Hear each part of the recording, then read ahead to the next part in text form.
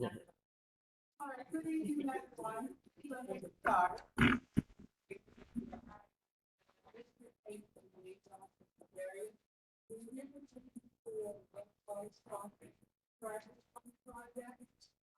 have multiple projects that we go over the week, and we should take what we have.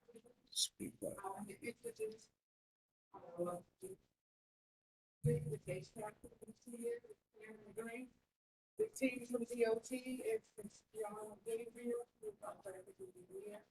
Our legal liaison to Eric James, and our elected Gwen Flowers.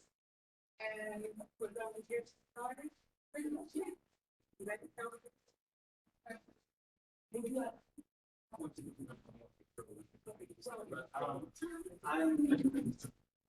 Let's start.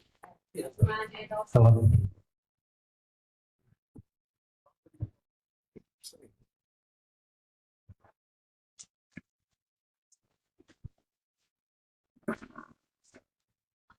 Good evening, everyone. I'm happy that we are here to provide clarity for all communities about what this traffic calming is going to be, what it's going to do, but more importantly, to hear from you guys. I know a lot of people felt like there was some miscommunication and mixed signals, and so the goal was to get everyone together so we can know, get on the same accord, and then move forward and make sure that we slow down those folks, as Ms. Burton has been asking for at least 3 or 4 years now.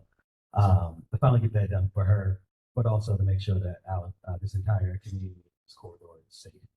And we're not going to stop there. The goal is to get all around this area, because just in driving around, just anecdote, realize that it is people who travel at higher speeds along Glen Oak and along Liberty than a lot of other areas, including Emerson Avenue, which I live close to. So.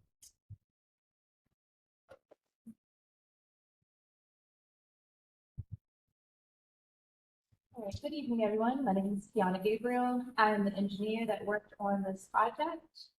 So this evening, we're just going to walk through exactly how we got here, how the service request came up, what the crash data looks like in this area, so we can kind of get a gauge of what the data that we looked at, as well as looking at feedback from our monthly meeting that we have with Councilman Paris. And then I will share the plans, the complete plans with you all.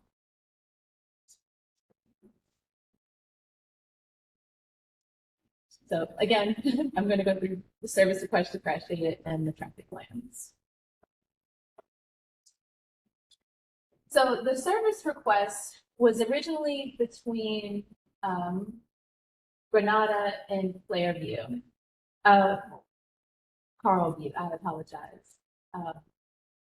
So we had looked at Granada, and that was a major intersection that had frequent accidents.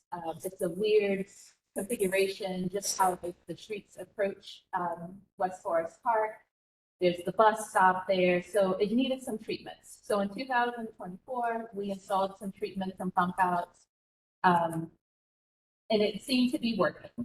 We wanted to continue that work and look at other traffic calming features along the corridor of West Forest Park down Carlview. While we were designing that portion, there was another crash at Granada. So we had decided that we wanted to make further improvements. So we realigned the stop bar to be parallel to West Forest Park to try to enhance the sight distance at those those side streets approaching West Forest Park. There are some very mature trees along that section, and it does make it a little bit difficult to see approaching cars. We made the request for forestry to cut back the trees in that section. However, we believe that moving that stop bar gives a little bit more clarity and a window for you guys to make the movements onto West Forest Park. There was also SRs along this corridor for cameras, specifically along the golf course side.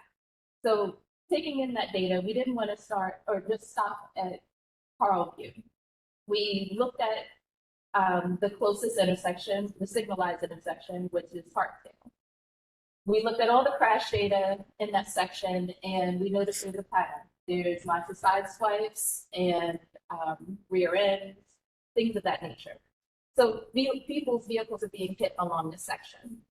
So the treatment that we had looked at Carlview, we believe that it would benefit the rest of the corridor by creating that buffer between the travel lanes and the parked cars so that the residents can feel a little bit more comfortable parking their cars, moving that travel lane away from the vehicles and away from the sidewalks.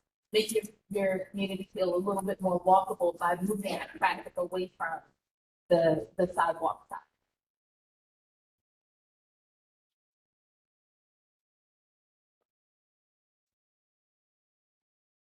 So here's just a quick look at the crash data. So this crash data is just from 2020 to 2023. So it's quite a few incidents that are happening between Granada and Hillsdale. Within this data set, there were at least 12 side swipes that were reported. When we speak to residents about vehicles being hit, a lot of them aren't reported in police reports. So that had to be a significant crash for it to be called and reported to the police. We take into that feedback. We've seen the SRs for traffic calming along this section. So we felt like this was a real need for continuing this treatment outside of the Carlview area.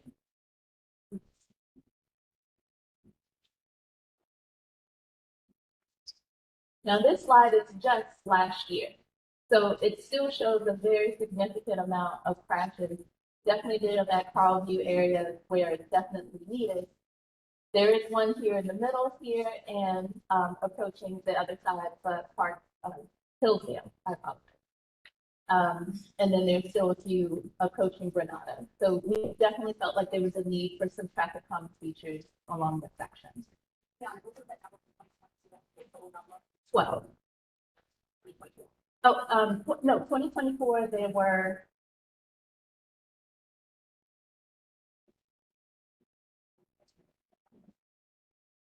Sorry, I didn't have that number right off the top of my head.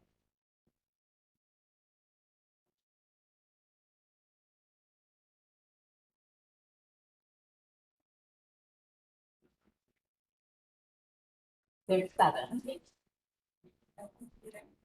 7 side swipes within the 2024 data set.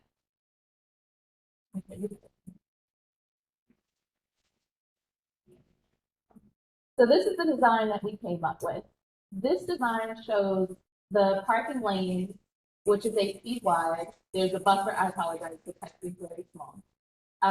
There is a buffer, which is that hatched area so that you can open the doors and you're not in the travel lane. And then there's also a buffer on the other side so that we can narrow the travel lane to make it feel like it's not a wide open. So the data that we've been using for traffic calming in complete streets shows that narrow travel lanes does reduce speed. So that's the approach that we wanted to take with this corridor. So we have, I believe it's a 10.5-foot travel lane, 4-foot buffers on each side. There are flex posts only at the beginning just to identify the new section of parking, but there are not flex posts throughout the entire section. We're going to step through. This is going to show the entire corridor to Granada. And we're continuing that Forest Blend, just having the stop bars and crosswalks, continuing that buffer, narrowing the traffic.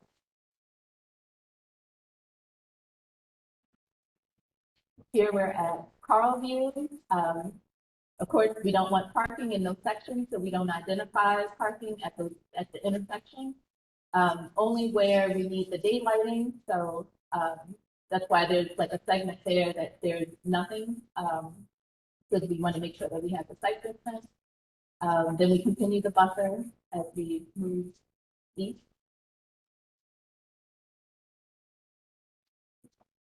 And this is the end of our project limit. Here you can see that we tried to realign Granada, pulling the stop bar to be parallel to West Forest Park to increase that site distance. some additional no stopping signs to further drive the point that we do not want cars parking within the daylighted section. And this is where the crash was more recently, that we wanted to make sure that we revised our design and addressed. The next phase, which is a little bit further up, is that Oakfield. Can't think of it. Yes. We are doing a new treatment there to try to re-clarify what is the travel lane, which direction, what side of the road people are supposed to be on. So that is our phase 2 of this project. And that is the end of my presentation. If I would like to open the floor for any suggestions. Slide prior to the last one. Sure. See the intersection of Carl and Park. So the top side. Keon. Yeah. I mean, Hillsdale, the top, Hillsdale is this one. excuse me. So the cutoff at that street is so far back from the intersection. That will never work. We have to literally pull out in the intersection and see where what's coming. Yeah. Okay, so it's similar to the Granada intersection. Okay. I appreciate it. We will look into realigning that crosswalk and that crosswalk, the stop bar. Is this the right way? It is. But because we stopped work, I'm able to still make some adjustments. This, I believe, is already installed at Carlview. So I think Because we did Carlview to Granada. Can we, Sorry, can we, raise your hand so that we can bring you the mic. Yes, Before please. questions. I think we need to kind of refocus a little bit. Good evening, everyone. My name is Nicole Gatewood, president of Hillsdale Heights Neighborhood Association. I think we need to level set because Hillsdale Heights was not involved in any of this conversation. None of the DOT protocol were followed in this. We were not given notice until the actual day you showed up and started striping. So I think we need to reset. I understand that there's been a request from Forest Park Golf Course Neighbors Association regarding traffic calming for their portion of their community, which we fully support, whatever it is that they need. However, when it then comes down to our portion, and we have not been included in the conversation, and we're looking at a final conversation, that is premature and it is non-inclusive. There's an entire community that was not privy to any of the things that happened. I've gone through, I've looked at your statute, I've looked at your policies and your rules, and this is not in compliance with how DOT wants to be best practices and be inclusive of neighborhoods. So I think we need to reset and have a first conversation about how Hillsdale feels and would like to have its concerns addressed. They have not been on the table, they have not been included. This is being done to us and not with us. We have a very positive relationship with our sister community. We want to keep that positive community relationship, but this is not the way to do it by forcing something on us.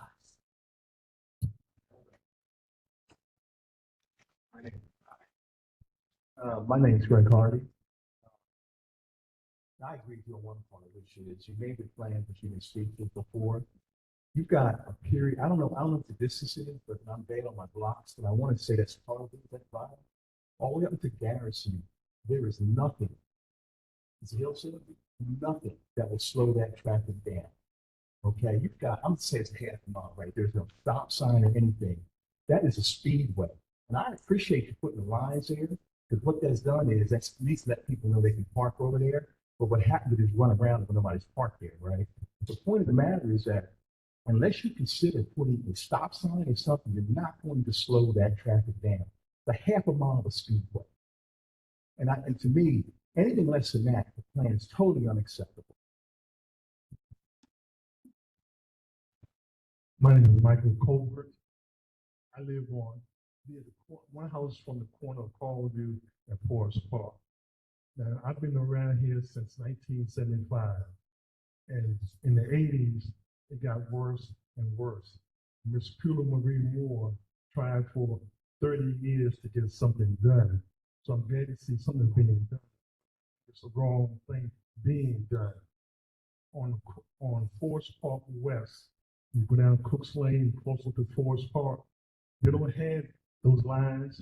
They got speed bumps every other block, and they got stop signs every other block. Our previous council person said, when I brought that up, he said, well, you can't have the speed bumps because it goes uphill. That's not true. The Forest Park on Cooks Lane side goes uphill. Every other block is a stop sign and a speed bump. Bellevue, a block from Wabash, has speed bumps and stop signs. And that's all we really need, speed bumps and stop signs. Callview, where I live at, I talked to the golf course folks back in the summers to cut the weeds down. Well, they didn't do it. I did it myself, but they still left the branches on the ground. And like the young man said, you come on a Callview, you gotta come further out than normal. And the people on this side of Callview make that turn and have a crash. On Callview and on this side right here, let's see, you come across Callview on this side, the right-hand side across the street. You know, normally there's a light post there, and the light post normally lasts for 20 years. Well, over the last 3 years, we're gonna have about 5 light posts at that intersection because cars had ran into it and knocked it down. So when you just have those lines and stuff, it won't make a difference. And the neighbors on Forest Park, the 4500 block of Forest Park, you can ask every other house, their car has been side swiped or cars that come up on the curb. Now, one accident did this in front of my house last year. They put little parking signs on Forty Lane. That's the side of my house. So trying to follow rules and regulations, I parked out front. 2 weeks after I parked out front on Callview in front of my house, my car got totaled. My car was paid for. So I ended up paying $23,000 to get another car. So now I still park back on 40 Lane beside my house. I'd rather take a chance of getting a ticket than having my car smashed. But other than that, when people say that you can't put speed bumps there, you can't put speed bumps there and a stop sign.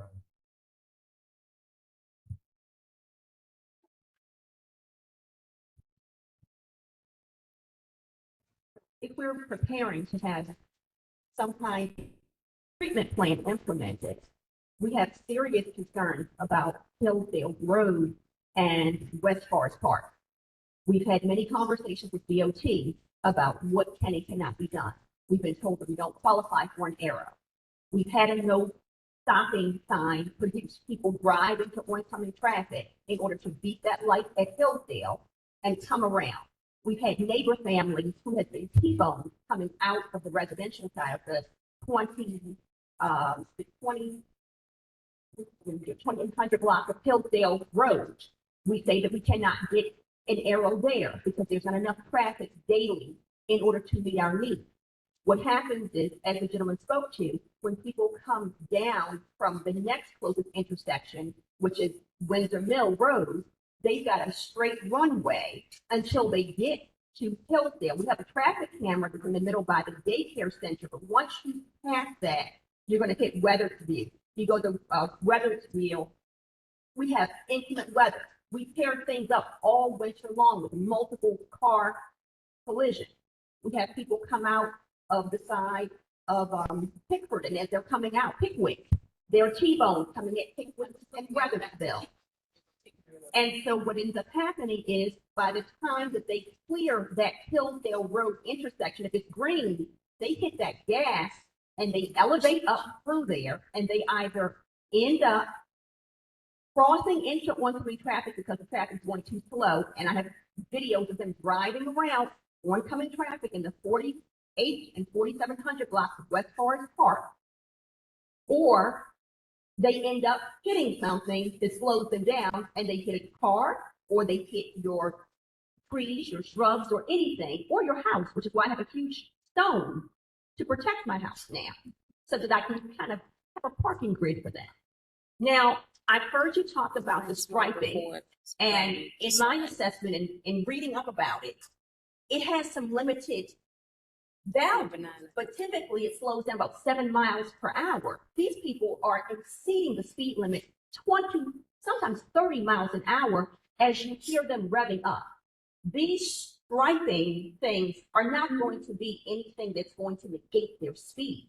And additionally, Hillsdale Heights doesn't want it. We are a suburban feeling neighborhood.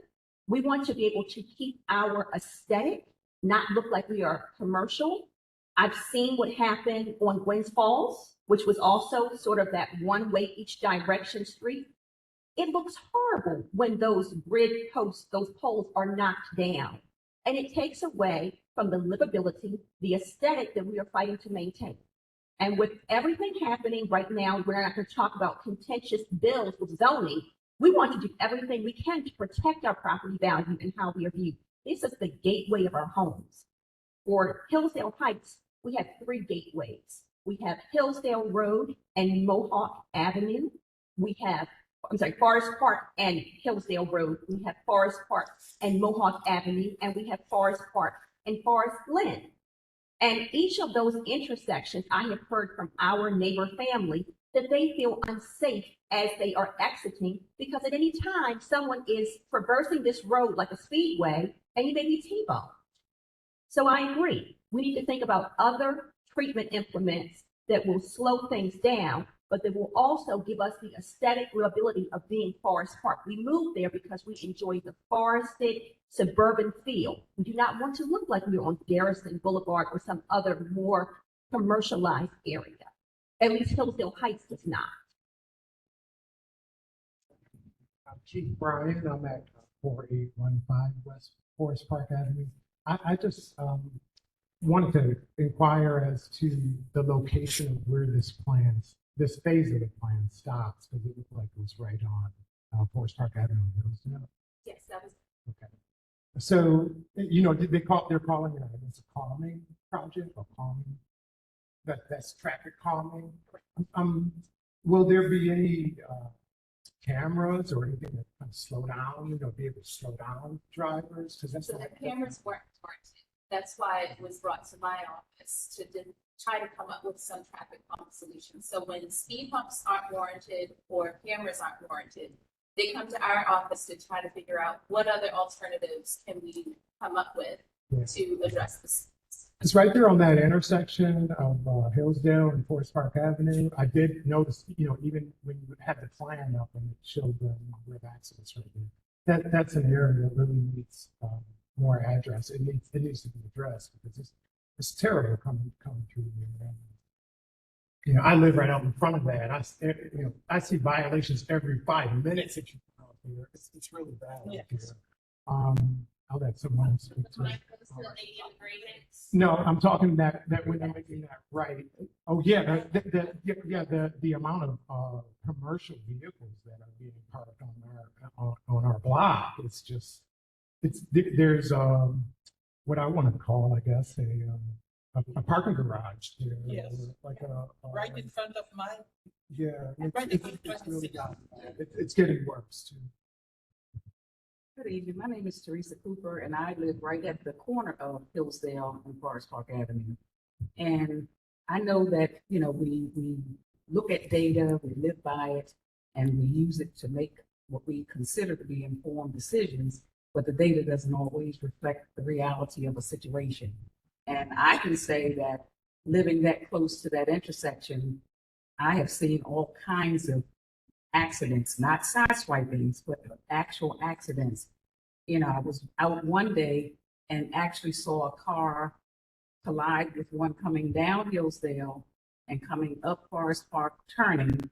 The vehicle flipped over times. It was by the grace of God that nobody was killed. Only one person actually walked to the ambulance on his own 2 feet. I have seen so many that I could describe. I have several tickets that I have called down requesting not what you're proposing, but some kind of rumble strips or whatever those strips are, or anything that would make them just slow down. When they're coming down from Liberty Heights, approaching Forest Park Avenue, they're coming down, they accelerate. Coming down Forest Park, going as Nikki said, approaching Dickieville, they are accelerating. On our way here, we almost saw another crash because someone was coming up Forest Park Avenue and almost crashed into a car who had the right of way, making a turn. This is the norm. And so for some that live in other areas of the community, they might not see what we see at that intersection on Forest Park and on. So I'm saying reevaluate the data, you know, and those white strips all around. As I drive through the city, I remember seeing them on Green Spring Avenue and what's that? Green Spring and Cold Spring. They're lying on the side because they've been crashed on. You go up Briarcliff Road. I mean, you go up Cooks Lane. They're laying on the side because people have just run into them. So, what real value are they? I mean, what are they really deterring? Because after a while, the more that they're crashed into and knocked over, they become an eyesore. And we're looking at safety, but we're also concerned about property value and what it does to, as you said, the aesthetic of our neighborhood. But that corner of that corner where they're talking about, because I go up there sometimes to try to I can't make a left turn sometimes because it's so heavily trafficked. I go up around, come down far, try to get onto Forest Park. You said the bushes and everything is impeding your visibility. So it's just a lot to look at. I seriously doubt that these little white holes are going to be the answer for what needs to be done. Thank you. Kiana, we have a question online after. No, go ahead. Thank you. I'm Danielle Burton, and I live on 44 in the 4400 block of Forest Park. I'm the person that asked for the stripes, and I asked for the stripes. This car has been hit. And people don't know it's a lane, and as long as there's no stripes, we continue to act like that is a lane. That's my problem with not having stripes. The problem I have is where you are, where there's no stripes. I have witnessed every morning when I come back from the gym. I'm coming back 5 o'clock in the morning. Somebody is always getting ready to run to the back. Whoever car is sitting right there on the corner of Hillsdale or Hillsdale Road. Yeah, Hillsdale Road and that. And that's my concern, when somebody else is going to hit them, whoever that is on the side. And I see the person home so that they don't hit their car. The only way, as he stated, if this is going to stop, is if you all would four-way stop at Hillsdale, Hillsdale, not Hillsdale, but at Carview, and at Granada. Nothing else is going to work. I don't care how many stripes you all put down, those reflective poles look like trash. They do. Just like she's saying, it looks bad. We live in the Forest Park golf course. We should not be looking like we're living over there on Greenmount or something. That's not where we are. We're in the Forest Park. We're in a golf course community. And that's how we should look. Now, the stripes, I like the stripes. However, I don't like the way they look. One stripe was enough. Y'all didn't have to do all of the stripe and then the double down the middle of it. That looks crazy. Because that makes it look like it's some industrial road or whatever. We just needed one. That's it. As long as it was further. It was not a bike lane. I know it's not a bike lane. Yeah. We know it's not a bike lane. But one stripe was enough. Because other people just have one stripe. Go, as soon as you cross over, go lane, stripes. If they have any, and speed bumps. It's the same road. I don't understand why we can't, and what warrants, that's my question. What warrants us getting a speed camera or stop signs or traffic lights? Because you all keep saying it's not warranted. Well, what is the answer for that? What do we need to do so that we can have that? We have a special needs child that lives across the street from us. I pray every day he doesn't get hit with them trying to get him on the bus because these people are flying through the air. So You know. I was on the cameras. Are they get that on mic, please? Online. Thank you. Yeah. So the cameras have to be a certain proximity away from another camera. So there's a camera on Hillsdale. Yes, right here. Where the school, and it goes back and forth between the school and the other side of, like closer to the golf course. Because of that close proximity and the number of violations that would be on West Forest Park, it did not meet a second camera. Speed humps are evaluated by our traffic operations team. They look at the crash data, they look at the grade of the road, they look at how wide the road is, they look at the usage. They deemed it not feasible for this section. So a stop sign warrant is different. If that's something that you guys want, you can definitely send in the SR. I have not seen an SR for stop sign warrants along this section. So if that's something that you want, and that still can be incorporated with the design to narrow the travel lane. So it would just be adding cars and adding the additional signage, but it is definitely something that we can look into. Oh, women, I mean, give the, that's what I do. Okay, so my name is Bobby. I live at Hillsdale and Mohawk Avenue. There needs to be speed bumps installed on Forest Park between Mohawk and Purnell Drive. The red light at Hillsdale and Forest Park gets ran every time it turns red.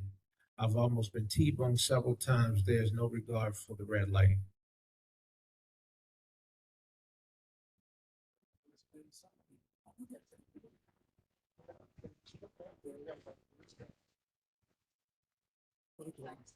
And Bobby is a member of our Hillsdale Heights family, is what we're talking about, as we are in the process of leaving Hillsdale Road at that light at the intersection of Forest Park and Hillsdale Road. There is nothing to protect our family members as they are getting ready to enter that intersection and turn left. And people even jump the light because they're coming from the other side to go around and not wait their turn.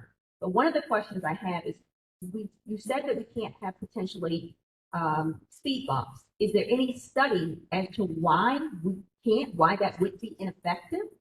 So the group that does that. The team that does that investigation has their checklist. I am not involved with their checklist. I only do the traffic engineering side. Their checklist is what Baltimore City has deemed as the points that have to be met. What are those points? I don't have that because that's not my team. But the only information that I did have was that it was not.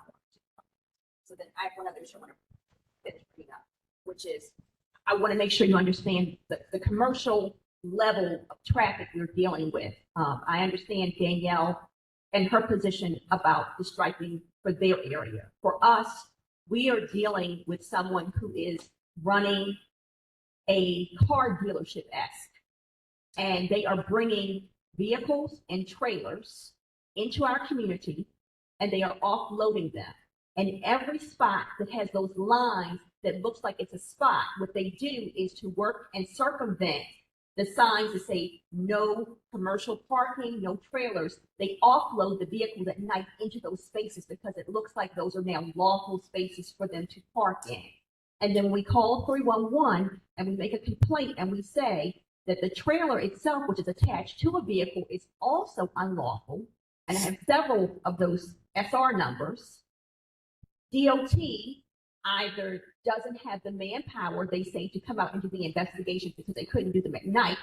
And then when it went to 24 hours a day, I sent new videos and photographs of that area, and they are still parked there. As I was driving here this evening, they're parked there right now with the trailers right out front. So we don't want to have those lines encouraging them to use our area as their dealership holding space overnight. I have had literal quarrels where these people have approached me and made me feel unsafe and told me, "What's your problem, lady?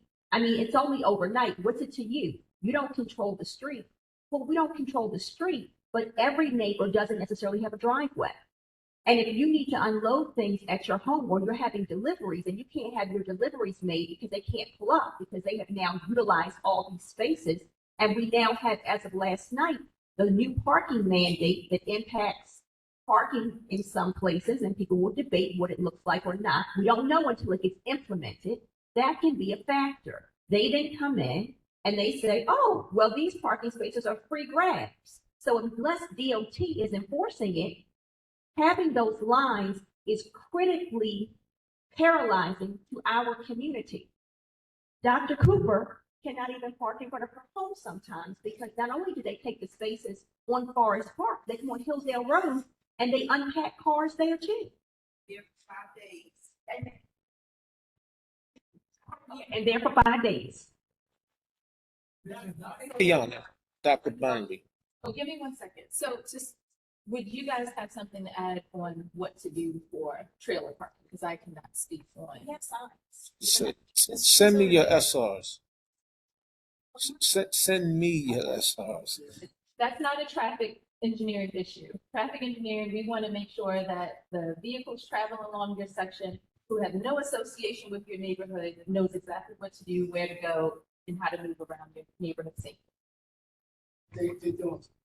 So I know that's not your issue specifically, but I know we're talking about collaborating my office down at City Hall. So we just kind of get us to people who could deal with it. The idea of first of all, what Dr. Cooper talked about in terms of the area, everything she said, but I wanted to also talk about when it's wet. When it's raining, misting in any way, it's very, very dangerous. As it pertains to that idea that you said about the study, people coming out, we look at particular things, the checklist. If we can come and have those individuals come out with one of us out there with them, because again, sometimes we have these checklists, but there's some variation of roadway things in the roadway or sides of the roadway that doesn't, where the checklist doesn't fit the geographical area.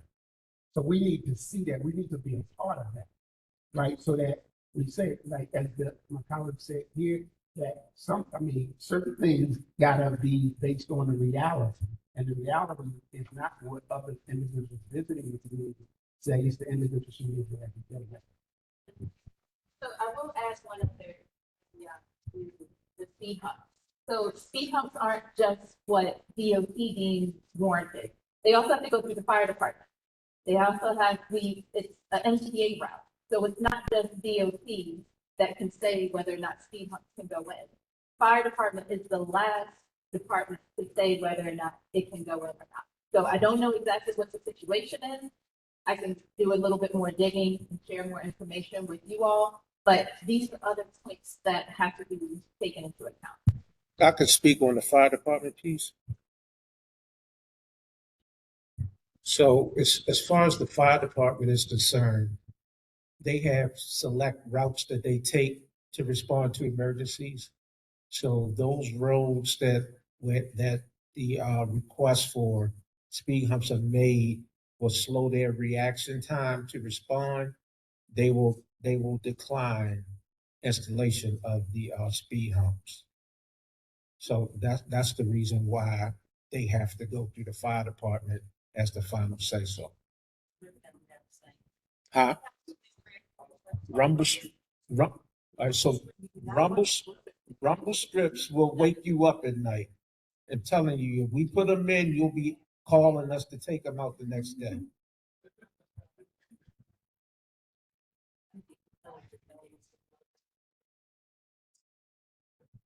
I've been listening, and so one of the requests about the checklist for the speed humps, I know what you said, but also I had missed Matia double check just to make sure we can at least get the checklist for you.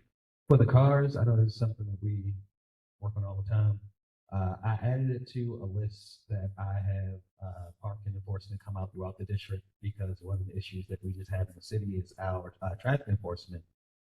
We don't have the team that we need, and so a lot of their attention stays mostly like downtown and commercial corridors, because it's more bang for their buck. But at a hearing, I argued that when you allow that to happen, what happens is folks think they can just park into our quiet neighborhoods. So whether it's where I live at, where you might see one commercial truck, and then if you let it slide, it's 2, it's 3, and now you have to call and have people come out and work really hard for. So I just created a list that I've just seen over the last couple of years. And 2800 Block of Hillsdale was there. was on the list. They went by on October 10th and they didn't find any violations or give out any citations. And out of all the places, they did 78 citations that those couple of days that they were out in our district. And so I'll ask again for them to do it. The goal is to try to get them to do it at least twice a month. Because I understand that we can't just have them all the time. But I'll continue to look at that and also tap in with DHCD that can do the investigation again on the house. And if you guys know the address of the folks. 4800 block. They got ticketed so much from Hillsdale. Oh, so they moved from Hillsdale.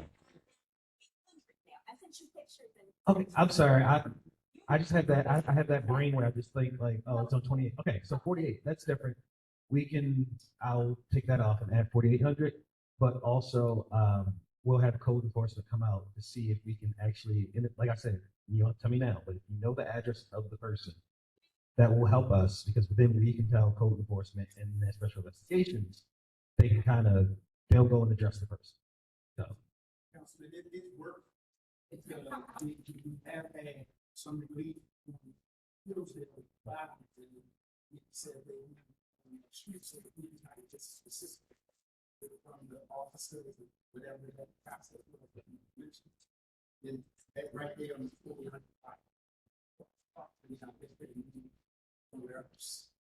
One thing about the 8th district, I'm fine. If they go to the 6th, the 5th, I don't. One thing I hate. Kiana. Give the mic first. So another thing, we can work with BPD to get vehicles towed. So if you contact Sergeant Hammond in the Northwest District, we'll walk the neighborhood. If Baltimore City Police put a ticket on the vehicle, then our tow trucks can take the vehicle right away. It's a process for our traffic enforcement officers. It's like a 5-day process in order for them to tow a vehicle versus if BPD ticketed, we can have the tow truck, we can set it up, time up, and the tow truck be right there. Because we do it on Ricerstown Road all the time because of all the auto shops and stuff that have cars parked on the street. They put a ticket on it, tow truck snatch the vehicle right then and there. What they're doing is sometimes They work with us. I want to give credit to Northwest because when I put something in 311 and then I call Northwest and I see what Major York of it, they sent a team out.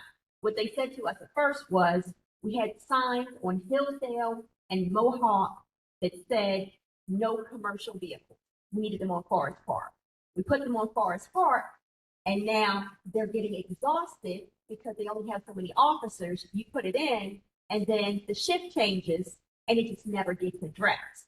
And they tell you, get the SR number and go through the process. But I want to give them credit because they did come out, but it's not coordinated. I'm working with DOT on one hand. I'm working with that.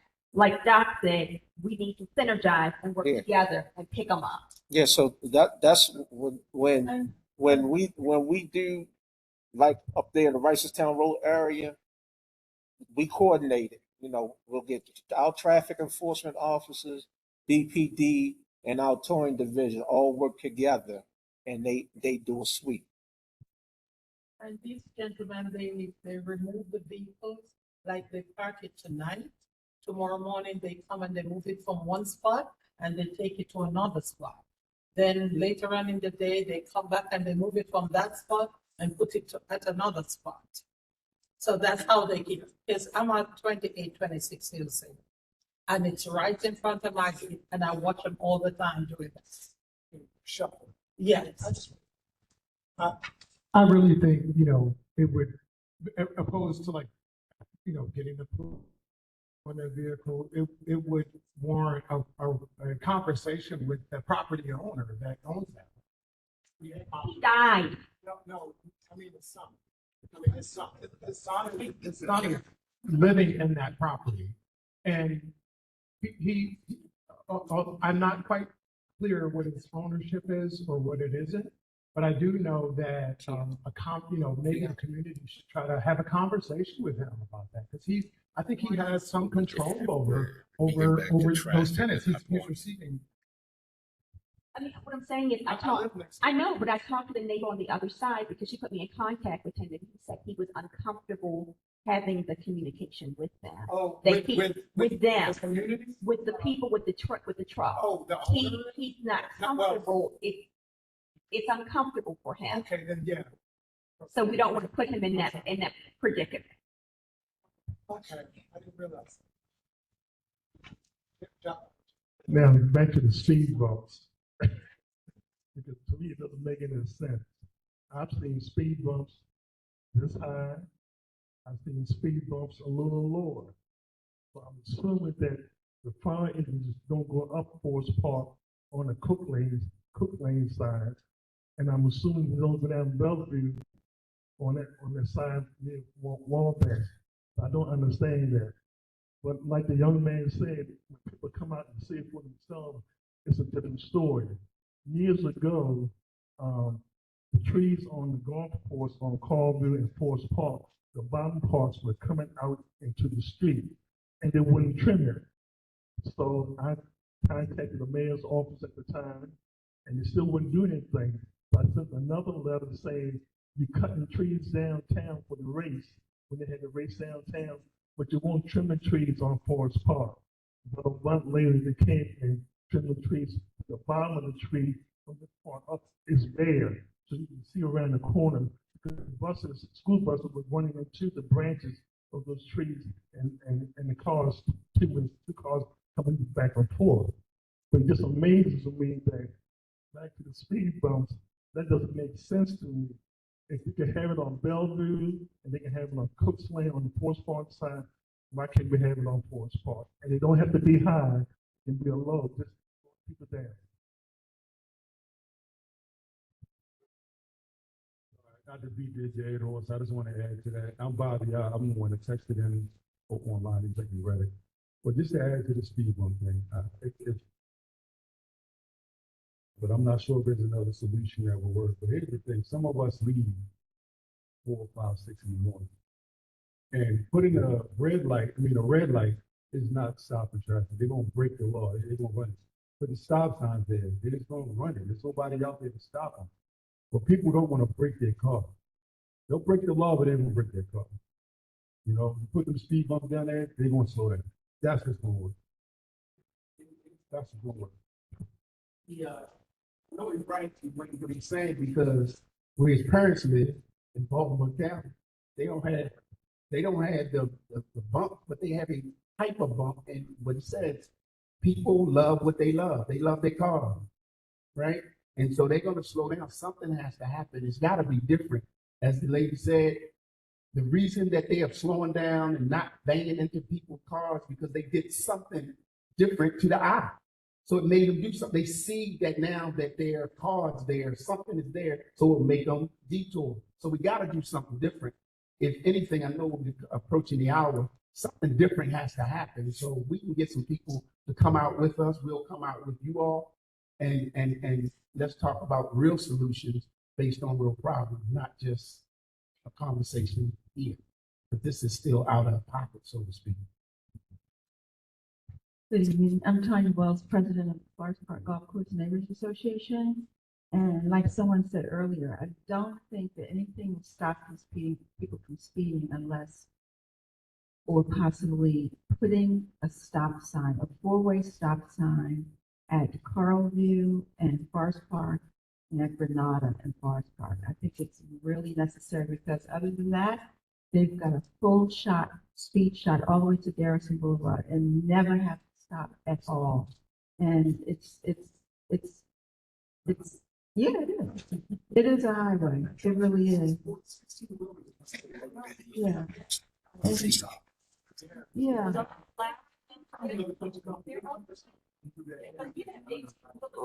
I'm sorry, we need the mic for the people. Yeah. Okay. They were saying that 18 wheelers coming up Forest Park Avenue now, which is not allowed. But also, we appreciate you having this meeting with us.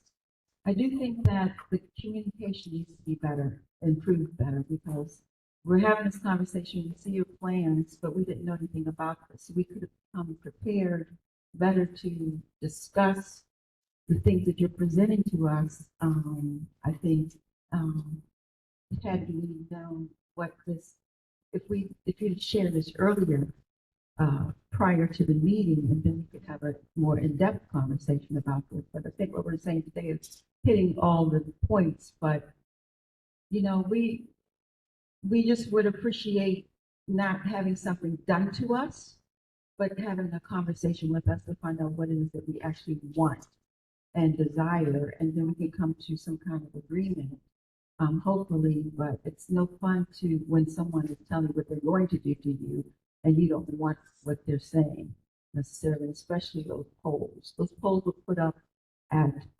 Granada and Forest Park, and they just showed up that day.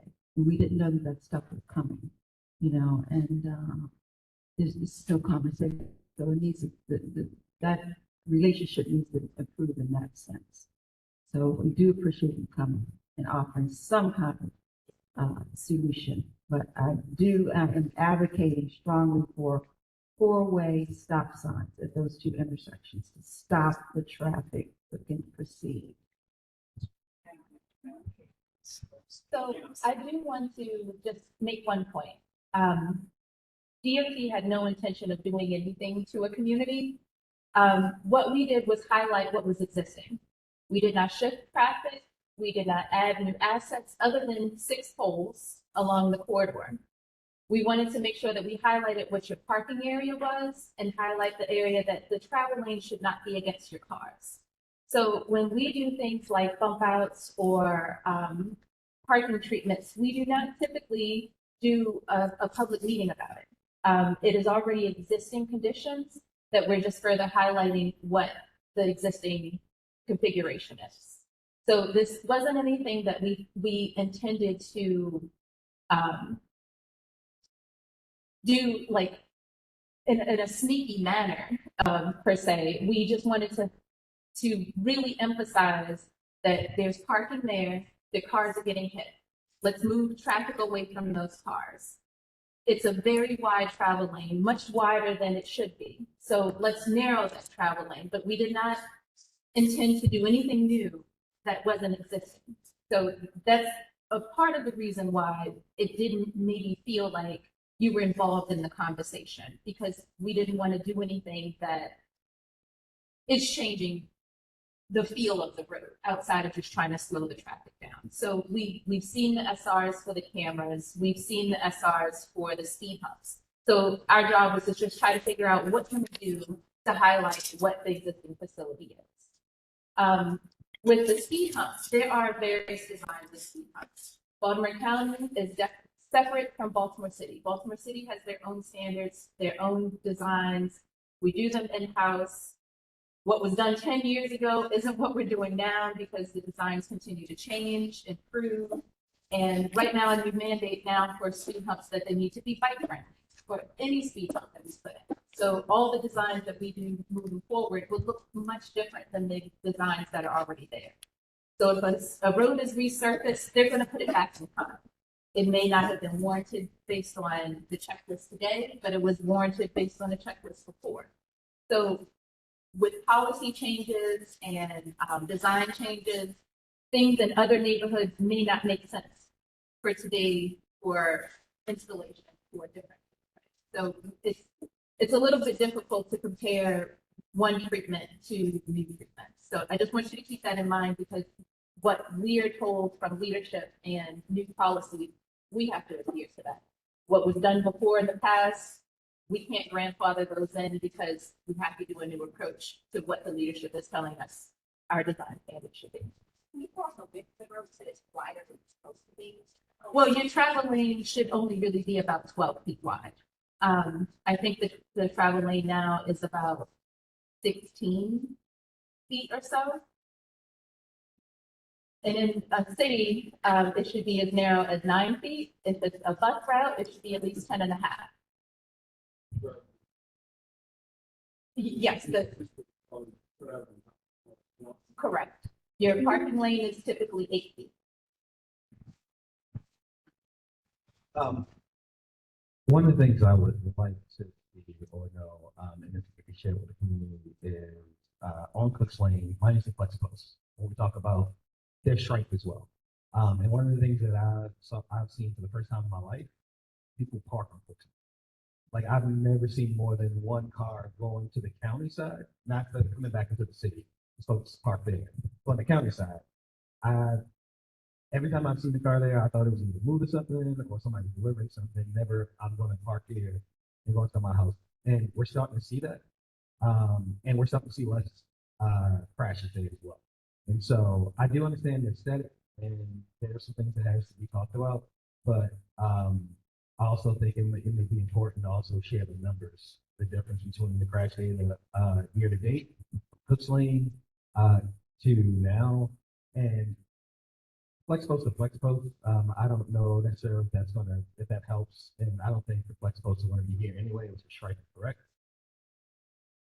Oh, yeah. Okay. And then another thing is, I know in another part of the district along Tin Hills, I don't know if this would delay the process, but they have those those ballots. They're black, they're shorter, but they do the same thing with the flex post. Yes. Would that be, I think I showed to Ms. Gate when I sent it to her what they did. I know that other designs are a little better.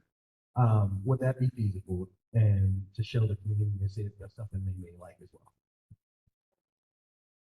So if the conversation is about aesthetics, it's going to get hit. It's still going to look bad, regardless of what you put out there. It's going to be struck.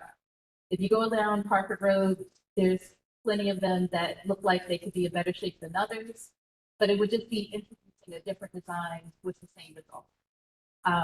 Same with, now, I'm a very optimistic person.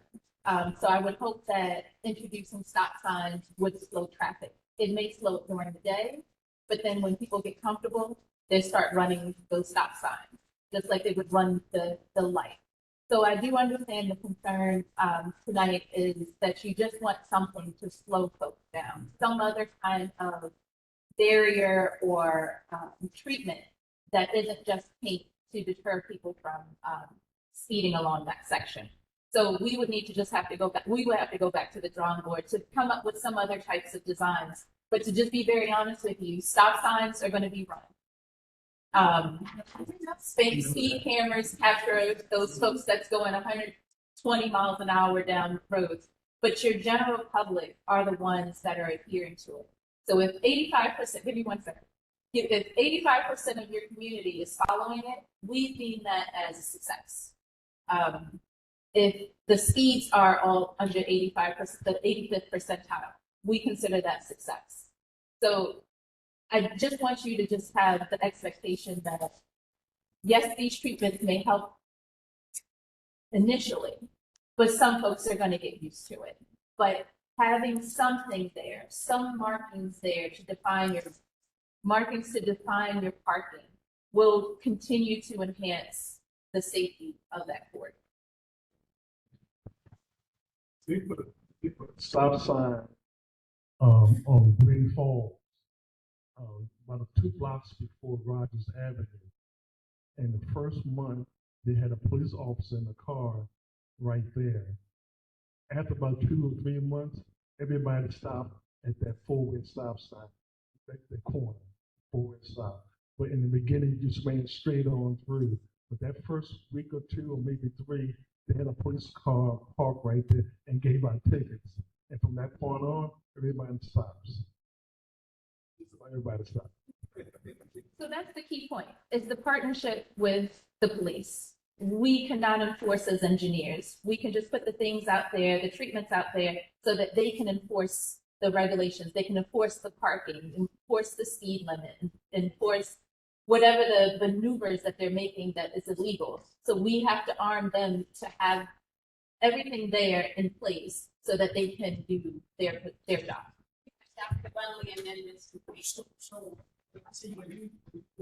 You gotta look at the context.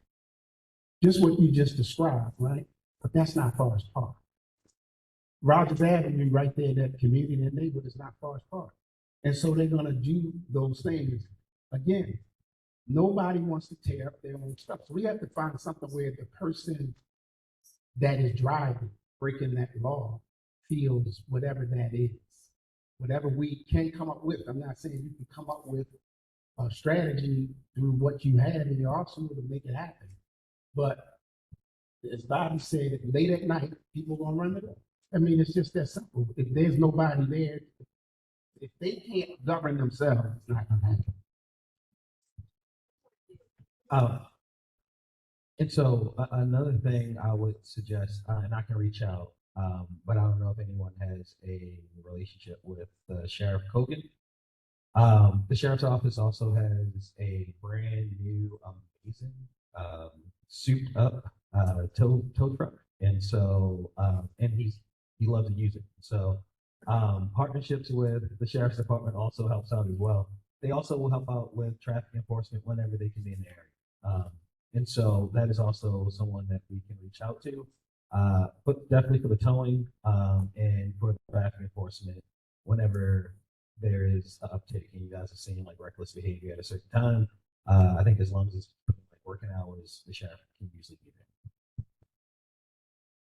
Well, I just want to say thank you for your time this evening. I've definitely taken note of your concerns. We are not doing anything just yet, so we've stopped work on your section, and we do not plan to do anything else until we talk to you again. All right, thank you very much. I have a question. We've had a lot of conversation tonight. Will there be some kind of a living document that summarize what we discussed, we wanted and we didn't want? It's all recorded. But will it be reduced, memorialized to a written document so that we have a copy of it? Because what happens is sometimes, I just wish people online are hearing. What I was asking, is there going to be some way that this wonderful discussion we had tonight is going to be memorialized in writing? Because sometimes what happens is when it goes back to other agencies and other personnel get involved who are not at the meeting, translation gets shifted. And we want to make sure that what we all are united on saying we do want and don't want. Collectively, I think I've heard us all say we do not want those polls whatsoever in our communities. We do not want that. So we don't want something to be done to us that we are saying we didn't ask for, we don't want. And we want to think about other options to come back together and move forward. Shaquata, change that to the last slide.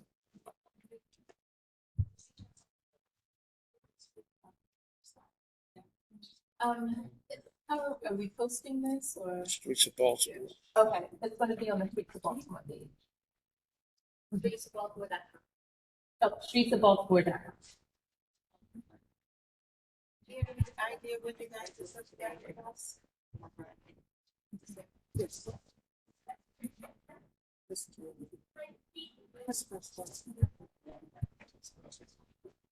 I just want to also say thank you, Principal Pretzel. I'm sorry, I forgot your name.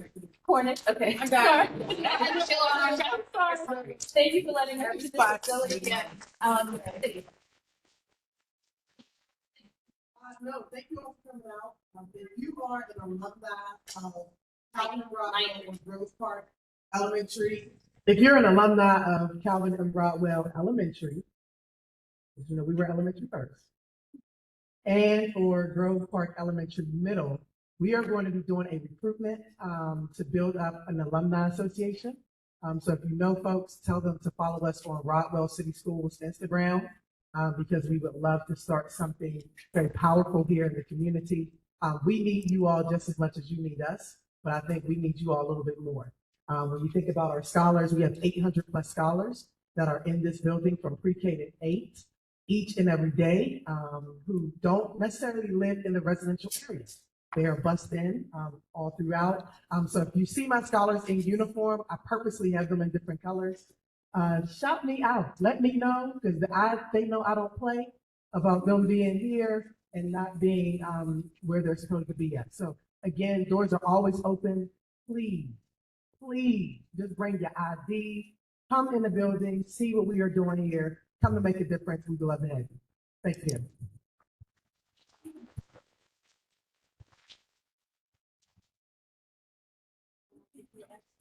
34 Park Avenue.